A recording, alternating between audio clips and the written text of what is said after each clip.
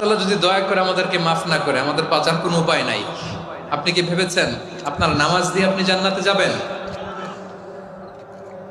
আপনি তাহাজ্জুদ গুজার, সেজদা দিতে দিতে কপালে দাগ ফেলেছেন, এটা আপনারা জান্নাতে নেবে না? আপনি এলাকার সবচেয়ে বড় হাতেম তাই দানশীল, এই দানের ভরসায় বসে আছেন, কশিন কালো না। আমাদের নামাজ, আমাদের রোজা, আমাদের ইবাদত, এগুলোকে মিজানের পাল্লায় উঠালে কোনো ওজনই হবে না। তবে আমাদের একটা কৌশল জানা আছে, আমরা আল্লাহর রহমতের ভিখারি।